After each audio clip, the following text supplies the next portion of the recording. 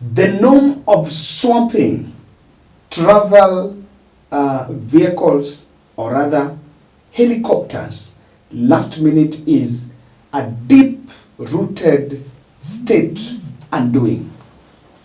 And if you have a privilege of talking to those who are in government, there are quite a number that are tight-lipped because it's something that happens many times. And so it's often unfortunate when something happens after a swapping. Despite of the nation raising this story, the relevant duty bearers have remained tight-lipped about it. And for those who may have missed it, I just wanted to get a snippet of that story that was done by Nation. The decision to bury the chief of the Defence Force on Sunday, the 21st of April, just 3 days after he met his death through Thursday's chopper crash, though reported to be General Ogolla's wish, compounds the many questions on the circumstances surrounding the accident.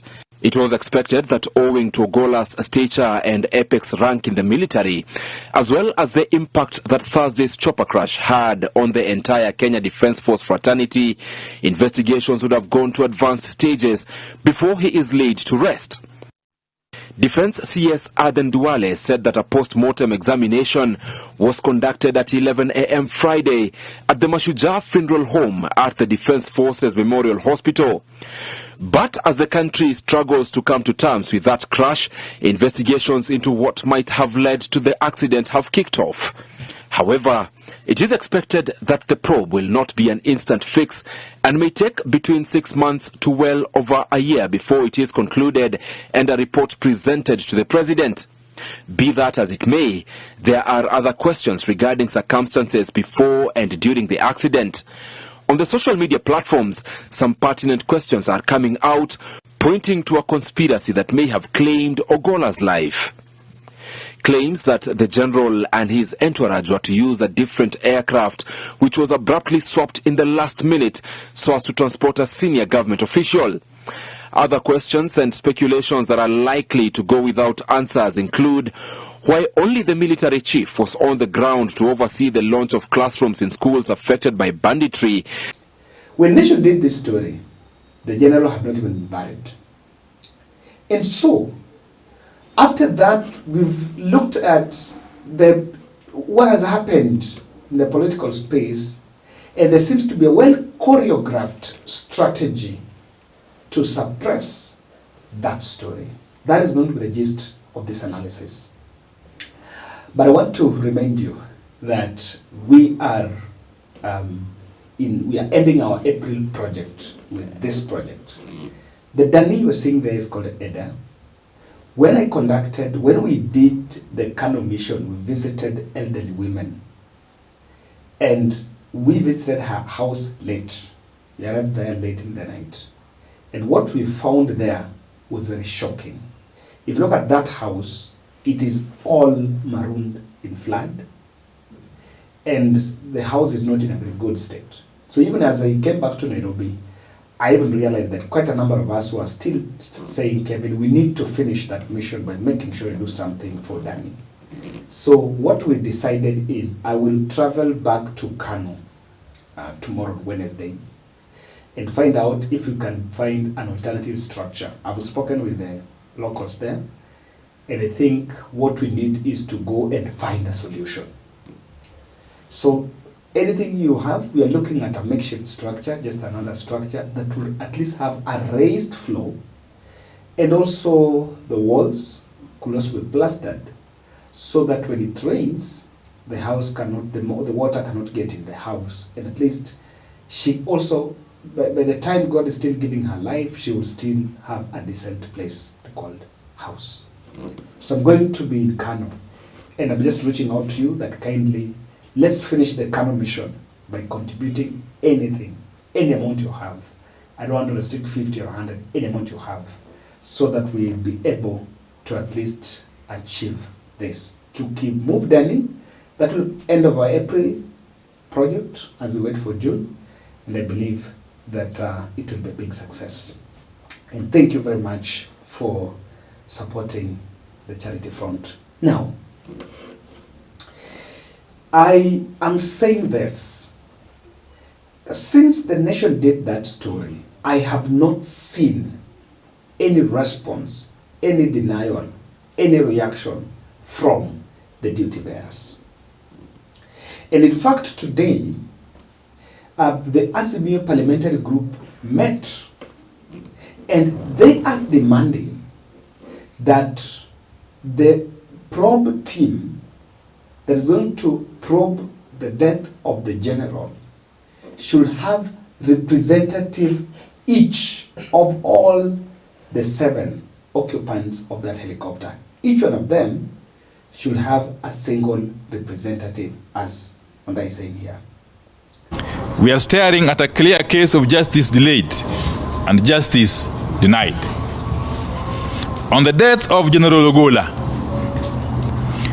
the parliamentary group shared deep condolences with his family and the families of all those who perished together with him. Further, the PG called for a judicial inquest into the accident and the death as opposed to mere investigation led by the military that is close to civilians. We also demand that families of the victims be independently represented in the investigation and inquest. I must hasten to add that we have authorized Honorable Anthony Oluoch and Senator Enoch Wambua to lead a process of establishing a parliamentary inquiry, a joint parliamentary inquiry involving both the Senate and the National Assembly into the unfortunate death of General Ogolla. Already, we are seeing worrying signs. We have noted that Mr. Ruto set up a separate investigation team away from the one gazetted by its Cabinet Secretary Kipchumba Murkomen in the Gazette notice dated 8th April 2024. I think that statement is part of intensifying the issues, intensifying the problem. This question still remains a mirage to many. And I am glad that the media is picking that discussion. I think we were so occupied with the burial and all that. But after that, the media is picking that discussion. And Hot 96 did an interview today. And they were asking Edwin Obuya, an analyst who appeared there, on this point of swapping. I think it's a discussion that really needed to get some attention, and I think Obuya was putting it more clear here. The accident should be done and investigations, and they share with us. They've said it's a military story and military information is kept secret. And if you go online and try and investigate helicopters, these helicopters are like what, 40, almost 50 years old? That's again the. I think the last one was made in 76. Yes, but that's almost 50. Imagine.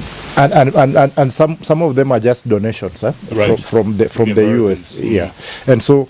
It also puts our security at risk, because if you are using, the equipment we are using to protect ourselves from the enemy outside is donated, then it also becomes an issue, because the person who is donating that equipment to you knows everything about that equipment. If he wants to, make it not work, he will make it not work. And so, I think there's a need for, Kidiki has been saying, talking about how they are going to, get new equipments and make sure that the police are working.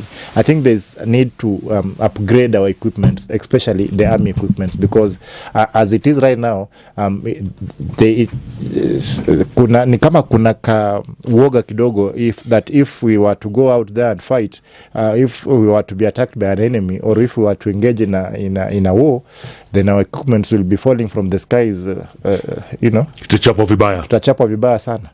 And so I think for this one, the committee, the defense committee, the Defense and Foreign Affairs Committee in the National Assembly must come out and try to investigate this issue, because what we are being told about the military investigating their own, I doubt if we are going to get anything tangible from the investigation that will be done by the military. By the way, is there a timeline on this? No. There's no timeline. Now that's another tragedy, because they will investigate and investigate and investigate. And Kenyans, being Kenyans, after we bury the fallen soldiers, the heroes that died with the CDF, we will move on to something new. There will be floods. There will be something that will happen and capture attention, and they will forget about the accident that killed the CDF. That's the tragedy that happens. We were told that CS Murkomen has formed a committee to investigate the accident, only for him to retract yesterday and say, no, that was not for that particular accident.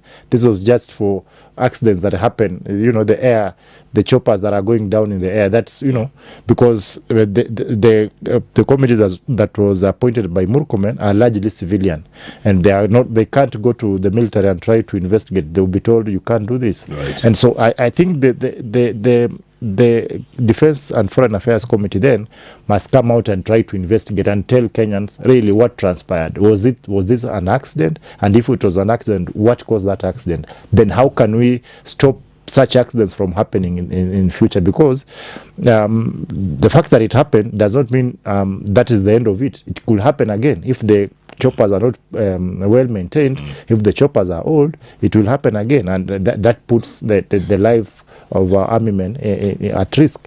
And so there's a need to know, was it an accident? We have, a lot of people have been asking this question for a whole CDF, right? Going out in the field in one chopper. Do they usually fly in 2-3 choppers just in case, because of security and all that stuff? And then what? He was going to inspect troops or schools? I understand why he went there, because from what we were told, the eulogy, it seems he was a hands-on man. He was a down-to-earth man. He was not a man who sits in the big office. He was a man who goes to see how his troops are performing wherever they are. And so I would understand why he went there, because there's an operation there. They are trying to deal with the bandits, and so I would understand why he would go there and try to motivate his troops and tell them, please, let's do this. What I don't understand is why he didn't go with his chopper, because from what we are reading, that was not the chopper that the CDF officially uses. And there's this notion that the chopper that he uses was changed, I know, last minute. And so we want to know what really happened, what transpired between him going between the planning of the trip and what happened. Was the chopper faulty when he was going, or it was faulty just when he was trying to move from one area to another? Did somebody tamper with that chopper? All those questions then must be answered, for Kenyans to allay any fears that this is purely an accident. So this is a very sensitive part. And I just want to read for you a feedback from an article by one of my best writers, Mashere Gaido. There is something he's saying about the whole investigation. It's an article, in this article, written, blame cabals for military air debts. I like the last paragraph of that article. You can also go and check that article. This is the last paragraph saying, a full probe into the crash that killed General Ogolla might not reveal any planned killing, but could expose the secretive and murky world of military procurement. This is a world where those with connections to the highest offices in the land rack billions, but defense forces suffer old and dilapidated equipment that might be responsible for alarming rate of aircraft falling out of the skies, and general equipment failures that definitely compromise national security. That is the information that will be hidden from the public under the guise of national security threat, but in actual fact to protect the greedy and powerful cabals that do business with the military. I took that very objective. And what is saying is there is a cabal that has been protected.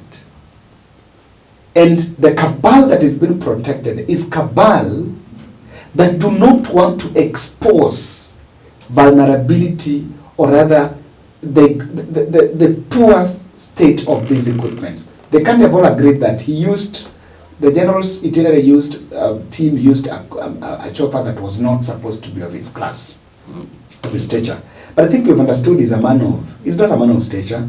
And even if you look at how he's handled, the battle is handled and part of his will, he was a very simple man. So I believe that he did not take any issue by the fact that he's using that. He's not using an airplane that is, and a chopper that is not of his class. I think he just used any, so long as it will not fathom that it's in good state. So, this cabal is the ones suppressing the chopper swapping theory. The chopper swapping theory is being suppressed because it exposes two things: availability of good ones. Maybe because there's only two possibilities. Someone said some senior state official used one that was supposed to be used by him, and because he found himself that is the only one that this one that was ill-fated was the one that was available, he just decided to use it because according to him there was no problem. So this is the strategy, how that cabal is protecting that theory. Number one, they are dismissing public calls for inquest, and to be so insensitive, they penetrated vulnerability of Ogolla's family. And yes, what happened was penetration of the family to ensure that they dismiss calls for public inquiry.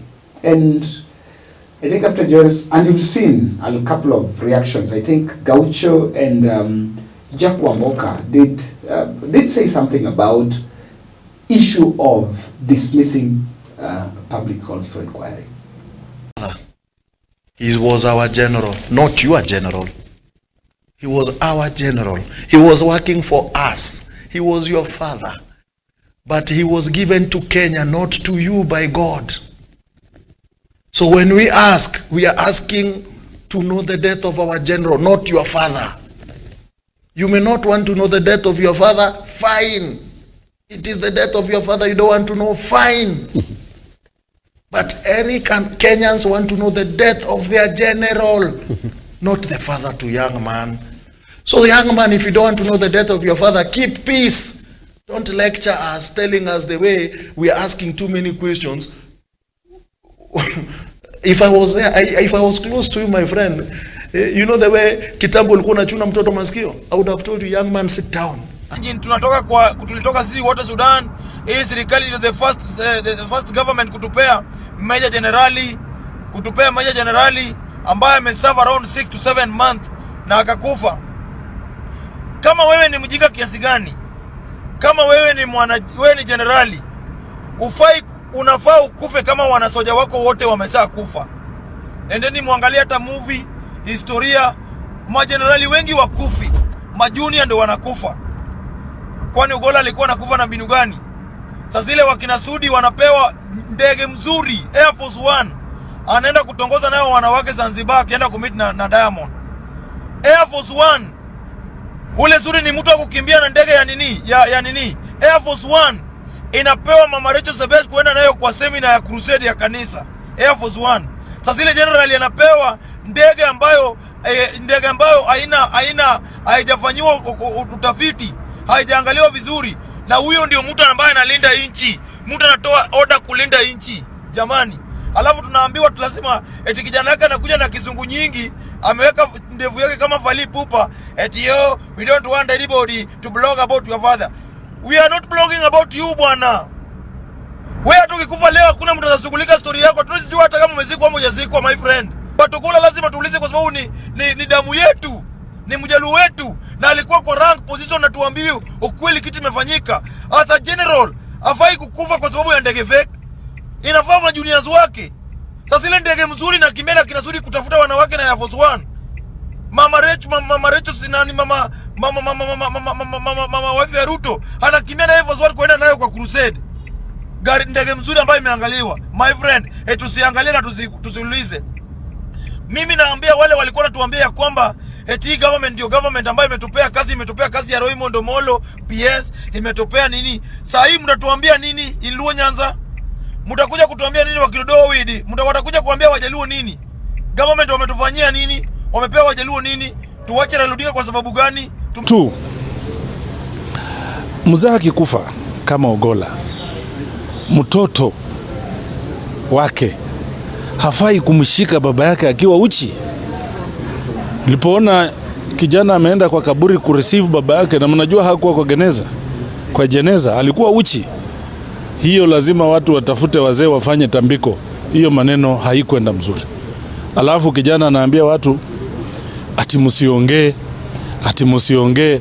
Sisi tunasema ina funeral tunalia vile tunataka. General Ogolla hakukuwa tu property ya familia hiyo nucleus family.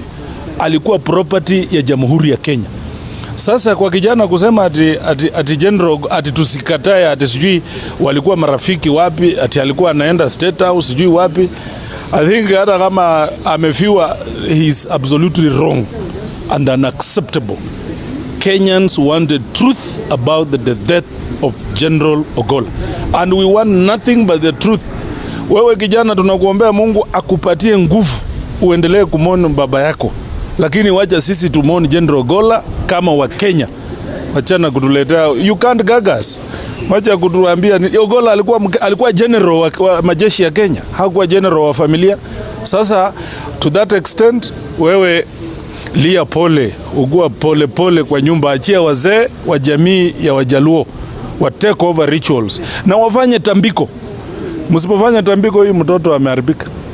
So that was the first strategy, and it was so bad. I think when we were just speaking, some of us here were talking, you had to bring in family, you had to bring in Shield Ruto, and create, so that you actually dismiss any public inquiry by talking about even that friendship. Number two is exclusive military inquest. And this has been done under the guise of its internal military. And of course we understand, no military will want the enemies to know that our equipments here are actually in a bad state. But how will you hide? Because the military budget is also passed by the National Assembly. So if there is some money, if there is more money needed to buy more aircrafts, or on maintenance, or acquiring some more special attention to maintain our aircrafts, at the end of the day, it's taxpayers' money, so you cannot wish away. But exclusive military dispatch a team, and no one even knows them, by the way. No one have said, no one knows who is there. And so it is a matter of very grave. It's the other strategy that was used. Because if you put all military men there, that report might not be made public, the way Masharu Gaiba is saying. But Cabal will protect that swapping man. Number three, I think is this more common civilian aircraft crash inquiry. What have they done? I know that what the team that Murkomen unveiled was supposed to look at overall aircrafts crashing. But if you read the statement, is they cannot probe that one for Ogolla. But the question that begs is this. So, why is the coincidence? Because there is no any other aircraft that did fall during this time. But the moment this military aircraft went down, this is when Waziri Murkomen is forming a team to now do overall. Then you wonder, how is the correlation? And what that then shows is that it's saying to normalize crashes. I've said this for once and I will still repeat. There can be accident, but it is not normal for CDF to go down in a plane crash. It's not just normal. Second most protected man? No, I don't think people will believe that. It's not something that will actually be believed. So you can see that there's a bit of silence on that. And no one is talking about that swapping theory. One thing I'm glad here is the media started asking questions. On 26, they did that, they pursued that angle. And I believe, I'm really waiting whether mainstream will also pick to start asking that question, because it's